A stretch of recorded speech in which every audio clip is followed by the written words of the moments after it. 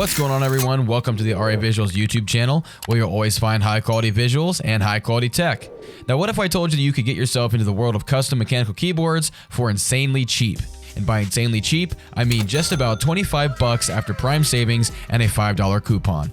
Sounds pretty great, right? Well, if you think so and are also digging the look of the board you're going to see here in just a second, stick around because it has even more going on under the hood.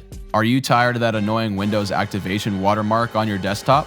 VIP URCD Key has you covered with fully licensed codes to activate your favorite games and software. Purchasing your key is super easy. All you have to do is click on the item that you want, click Buy to add it to your cart. Once in your cart, you can now enter my promo code RAV20. After adding the promo code, you'll see your savings pop up, and you can then purchase your product with your chosen payment method. Finding and entering your Windows 10 CD key is super easy. All you have to do is go over to your user profile, find your purchase, and click View Keys and Codes to reveal your new CD key. Then all you have to do is go to Settings in Windows, click on Update and Security, click on Activation, and finally click on Change Product Key and paste your new key into the window and click Next. You'll now have a fully licensed version of Windows 10 with no watermark.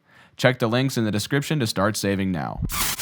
Starting with the unboxing, the i61 is very standard with just the board and a couple accessories. A pleasant surprise is the actual dual keycap and switch puller that is actually not terrible quality and will be very handy if you decide to customize this board, which of course I always suggest you do. Second, you get a white USB-C cable to connect your board to your device. This board does not have any wireless or Bluetooth capability, so this will be your only way of connectivity. But for this price, I think we'll give it a pass on this one. Speaking of connectivity, the USB connection is on the middle of the board, which, okay, not my favorite location for cables, but again, at this price, it's hard to nitpick things like this. In terms of build quality, the case of the i61 is all plastic, but don't let that deter you because it doesn't feel super flimsy like other boards that I've held recently.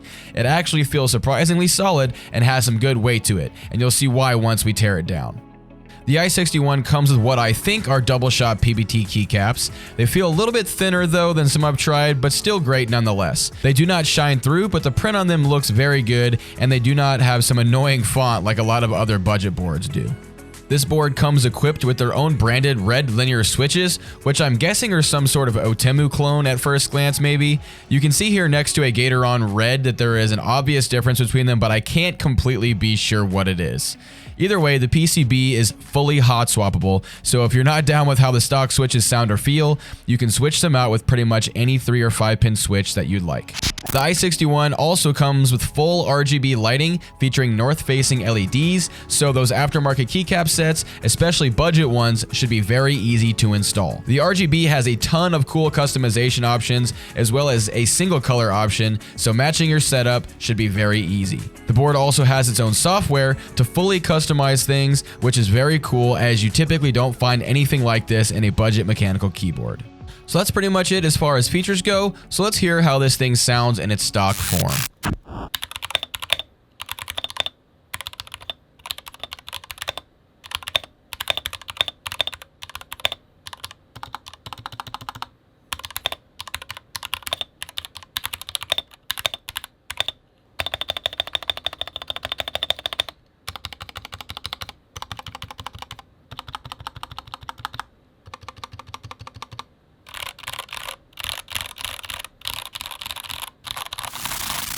Alright, so the board could definitely use a little bit of work, but it did surprise me a bit because it didn't sound that bad at all, even in its stock form. The stabilizers were a clear standout as they already sounded pretty good, and I really felt like it just needed some work on the switches, so I decided that I should rip the board open and do a little bit of tuning. As usual, we do a little magic in 1, 2, 3. And the board's apart. The first thing that I noticed about the i61 was the amazing dampening that they shipped this board with. Honestly, these little pieces of foam are so incredibly cheap, so it's actually nice to see manufacturers implementing this in their budget boards. There's a thin piece on the bottom of the case to keep those hollow noises out, and there's a layer between the plate and the PCB that helps really make the switches and stabilizers sound really good out of the box. And remember how I told you the board felt a little bit heavy when I first took it out?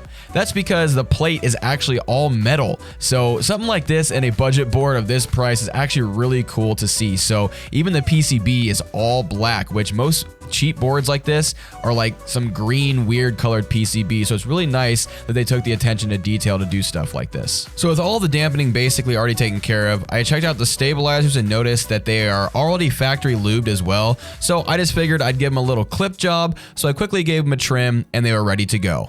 I also decided to add my own set of actual Gatoron red linear switches that I have already lubed for a much smoother sound. So as usual, a little slam on the desk and they're in. Next, I got out one of my favorite budget sets of keycaps I got off of Amazon forever ago. They are made of thick PBT material and have shine through legends, so we'll actually be able to see the RGB on the board. Best part is these are extremely cheap, but they'll go out of stock all the time, so I'll list them down below in the description, and I'll also include an alternative in case they go out of stock again. As always, everything you saw me use in this video, including the keyboard itself, will be listed in the description below, so you can grab it for yourself and replicate this build if you want to. But anyway, all that's left is to go ahead and test the sound, so before I let you hear it, be sure to like the video if you enjoyed it, and hit that subscribe button so you can see my other videos when they come out. Also, leave me a comment down below and let me know how you think the i61 sounds after my mods. Anyway, I'll catch you guys later. Enjoy the sound test.